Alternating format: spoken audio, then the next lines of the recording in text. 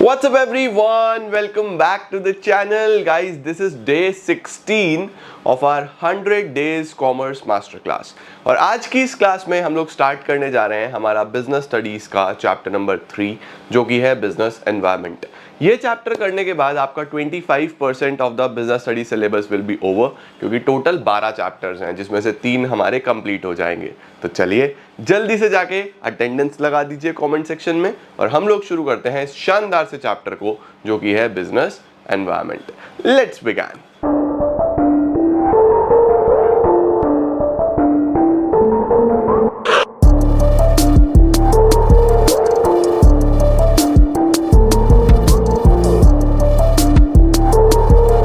Guys start करते हैं हम लोग सबसे पहले चैप्टर के नाम के साथ, हमेशा की तरह, जो कि है बिजनेस एनवायरनमेंट।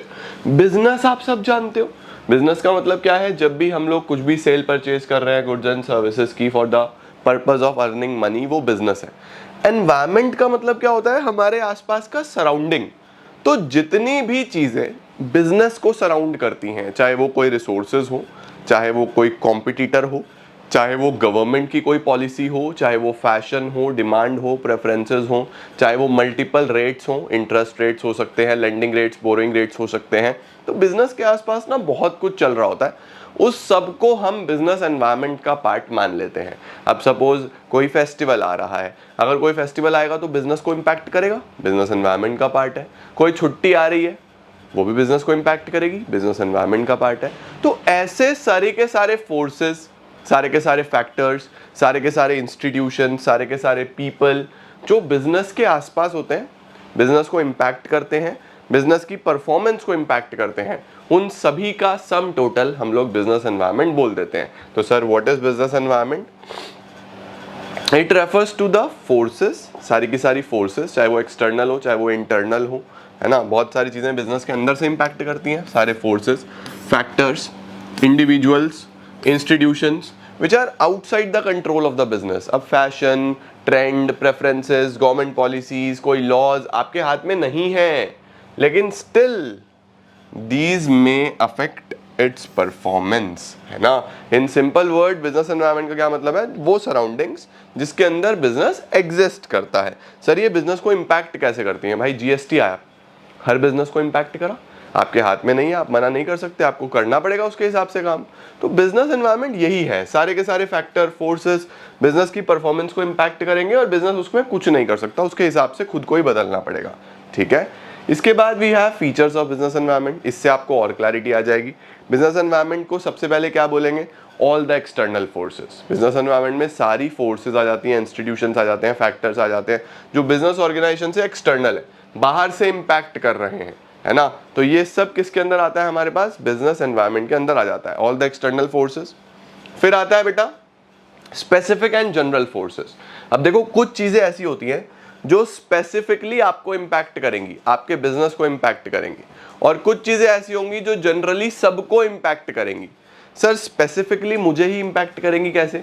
जैसे मेरा कस्टमर, अगर मेरी किसी कस्टमर से दुकान पे बैठे बैठे बहस हो गई किसी बात पे और वो मेरे से नाराज हो गया, तो वो मुझे ही तो इम्पैक्ट करेगा, बाकी दुकानदारों को थोड़ी ना इम्पैक्ट करेगा। मेरा सप्लायर, मेरी सप्लायर से कुछ बातचीत हो गई ऊपर नीचे, वो रॉ मटेरियल ही नहीं भेज रहा, माल ही नहीं भेज रहा बेचने के लिए, तो मुझे इम्पैक्ट करेगा। मेरा कस्टमर, मेरा सप्लायर, मेरा बैंकर, मेरा इन्वेस्टर, जो सिर्फ और सिर्फ मुझे इम्पैक्ट करती हैं, उनको हम स्पेसिफिक फोर्सेस बोलते हैं। और जो जनरली सबको इम्पैक्ट करती हैं, जैसे जीएसटी आया सबको इम्पैक्ट करा, डिमोनेटाइजेशन आया सबको इम्पैक्ट करा, कोई फेस्टिवल आता है सबको इम्पैक्ट करता है, कोई भी नया लॉ आता है सबको इम्पैक्ट करता है, कोई ट्रेंड में चेंज आता है, फैशन में चेंज आता है, सबको इम्पैक्ट करता है। ये सब जनरल फोर्सेज होती हैं बेटा। तो बिजनेस एनवायरनमेंट में दोनों फोर्सेज आती हैं, स्पेसिफिक और जनरल। स्पेसिफिक वो होती हैं जो डायरेक्टली और इमीडिएटली आपको इम्पैक्ट करती हैं, जैसे आपका supplier, investor, customer. General forces कौन सी होती हैं? जो सोशल फोर्सेस हो सकती हैं, सामाजिक हो सकती हैं। सोशल में जैसे कोई फेस्टिवल आ गया, पॉलिटिकल हो सकती है, कोई डिस्टर्बेंस आ गया, जैसे अभी हमारे देश में इलेक्शंस हुए थे, तो इलेक्शंस में गवर्नमेंट का आना जाना हुआ, सरकार बनी, तो आपने देखा होगा शेयर मार्केट में कितना ज़्यादा इम्पैक्ट आया, ऊपर नीचे गया, बिजनेसेस पे कितना इम्पैक्ट आया। तो पॉलिटिकल फैक्टर्स हो सकते हैं। लीगल यानी कोई कानून हो सकता है, कोई लॉ हो सकता है। टेक्नोलॉजिकल चेंजेस, कोई नई टेक्नोलॉजी आ जाए, जैसे आजकल डिजिटल हो गया, सब कुछ ऑफलाइन से ऑनलाइन हो रहा है, आप लोग ऑनलाइन घर पढ़ रहे हो बैठ के, तो हर बिजनेस पे इम्पैक्ट आया है ना। तो टेक्नोलॉजिकल चेंजेस हो सकते हैं, तो इनका इम्पैक्ट जनरली सभी पे होता है। तो ये होती हैं जनरल फोर्सेस, ठीक हो गया। इसके बाद बिजनेस एनवायरनमेंट में बेटा जितनी भी फोर्सेस हैं उन सबका एक दूसरे के साथ इंटर रिलेशन रहता है। इंटर रिलेशन रहता है जैसे एक सोशल चेंज है, एक सामाजिक चेंज है कि हमारा कल्चर वेस्टर्न कल्चर की तरफ इंक्लाइंड हो रहा है, यूथ वेस्टर्न कल्चर की तरफ इंक्लाइन हो रहा है। तो आप इसमें देखोगे कि वेस्टर्न कपड़े बिक रहे हैं, उसी तरीके के कपड़े बिक रहे हैं, वेस्टर्न फूड, वही पिज्जा बर्गर वो सारी चीजें बिक रही हैं, वही सारी ड्रिंक्स बिक रही हैं। तो आप देखते हो कि एक चीज के आने से कितनी मल्टीपल चीजों पे इंपैक्ट हो रहा है। तो सब एक दूसरे से जुड़ा है, सब इंटर रिलेटेड है, हाँ या ना। अगर स्कूल्स बंद हो जाते हैं तो उससे जुड़ी हुई यूनिफॉर्म की दुकानों पे इंपैक्ट आएगा, स्टेशनरी की दुकानों पे इंपैक्ट आएगा, स्कूल शूज की दुकानों पे इंपैक्ट आएगा, बैग्स पे इंपैक्ट आएगा, मल्टीपल जो आसपास बेकरीज होंगी उन पे इंपैक्ट आएगा। तो कितना ज्यादा एक दूसरे से जुड़ा हुआ है। तो कुछ भी चेंज होता है तो उससे सिर्फ एक ही नहीं, मल्टीपल चीजों को इंपैक्ट आता है, क्योंकि ये इंटर रिलेटेड है सब। अनसर्टेनिटी, अनसर्टेनिटी का मतलब होता है बेटा कि अनप्रेडिक्टेबल है फ्यूचर, क्या होगा कैसा होगा किसी को नहीं पता। 2016, 17, 18, 19 किसी ने नहीं सोचा था कि बच्चे ऐसे पढ़ रहे होंगे, आप लोग इस तरीके से पढ़ रहे होंगे। मैंने जब 2017 में अपना फर्स्ट वीडियो डाला था तो आई वॉज नेवर एक्सपेक्टिंग कि इस स्पीड से बच्चे ऑनलाइन पे आ जाएंगे पढ़ने के लिए। मैंने सोचा था ठीक है यार शायद कभी 10-20 साल में ऐसा हो जाए, लेकिन 4-5 साल के अंदर ही एक पुश देखने को मिला, है ना। तो इट इज वेरी अनसर्टेन, कुछ नहीं पता कि क्या हो जाए। तो अनसर्टेनिटी में क्या बोला गया, very difficult to predict the changes of business environment as environment is changing very fast. Dynamic, dynamic का मतलब है कि it keeps on changing। अब uncertainty और dynamic में फर्क क्या है सर? uncertainty में ये लिखा होगा बेटा कि it is very difficult to predict। uncertain में prediction की बात होगी कि आप predict नहीं कर सकते, और dynamic में ये लिखा होगा कि continuously change हो रहा है, it is changing। तो यहाँ पे क्या बोलेंगे, business environment is highly flexible and keeps on changing, it is not static और रिजिड। ये रिजिड नहीं है। अगर ऐसा लिखा आया कि रिजिड नहीं है, बदल रहा है, तो हम बोलेंगे डायनामिक है। अगर ऐसा लिखा आया कि हम प्रिडिक्ट ही नहीं कर सकते तो हम बोलेंगे अनसर्टेन है, ठीक है। अच्छा, तीसरा आता है कॉम्प्लेक्स। कॉम्प्लेक्स का मतलब इसको समझना बहुत मुश्किल है। अब जैसे आर्टिफिशियल इंटेलिजेंस आ रहा है, एआई आ रहा है, तो एआई किस तरीके से बिजनेसेस को इंपैक्ट करेगा आने वाले टाइम में, to understand it is very very complex. इसको समझ पाना आसान नहीं है ना। It is very difficult to understand the impact of business environment on the companies. Although it is easy to scan the environment, it is difficult to know how these changes will influence the decisions.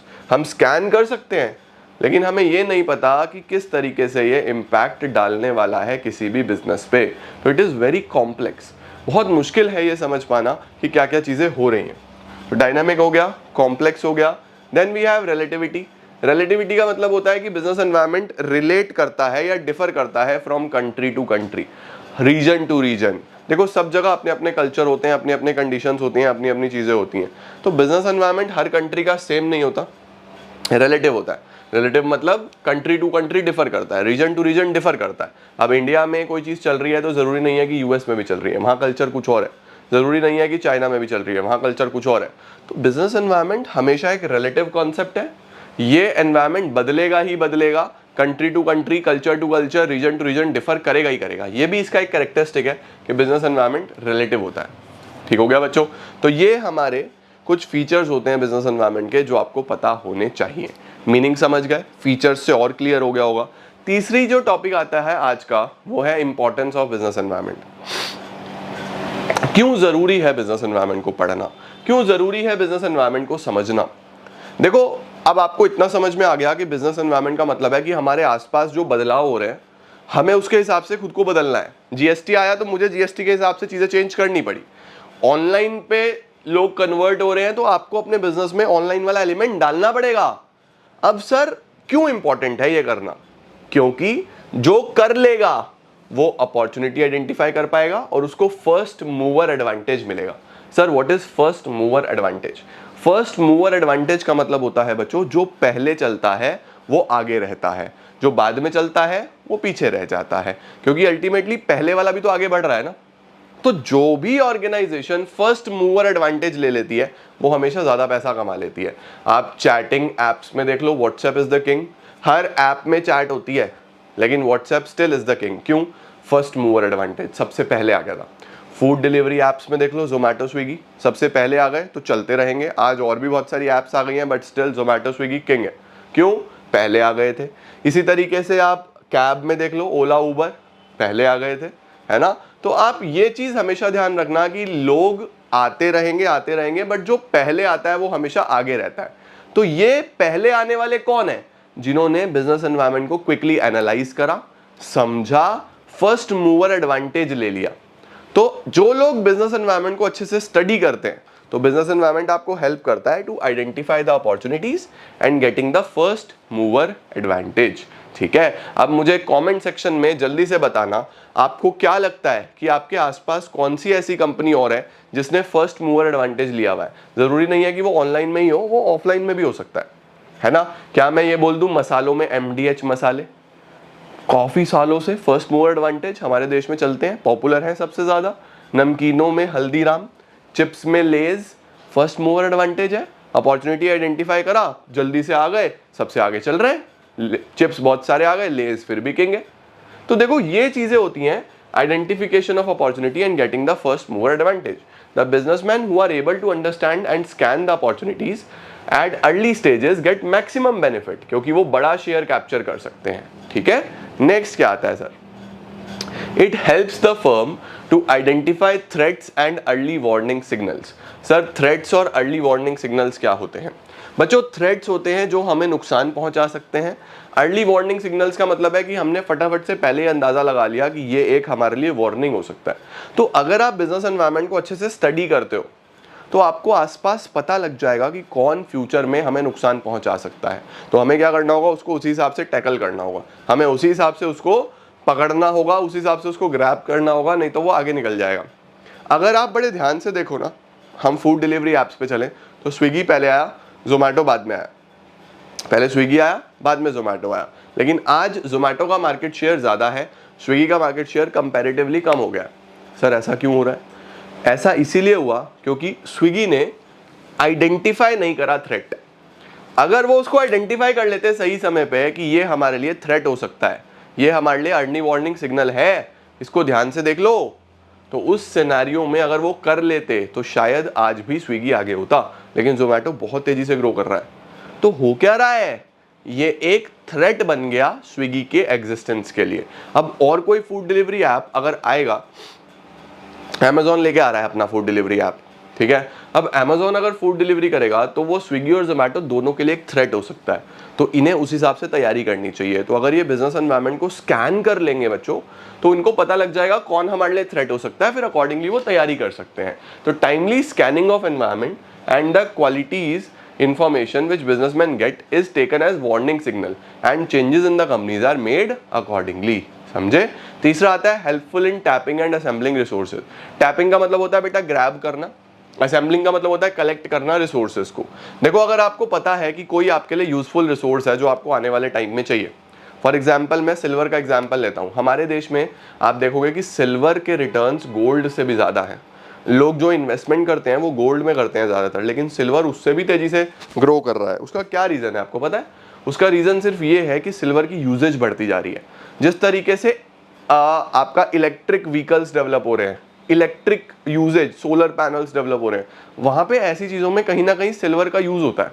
तो silver की usage बढ़ती जा रही है। तो जो समझदार होगा उसको लगता है कि मुझे सिल्वर की ज़रूरत पड़ेगी, तो वो क्विकली उसको टैप कर लेगा, क्विकली उसको ग्रैब कर लेगा, इकट्ठा कर लेगा और फिर अकॉर्डिंगली अपनी प्रोडक्शन कर सकता है।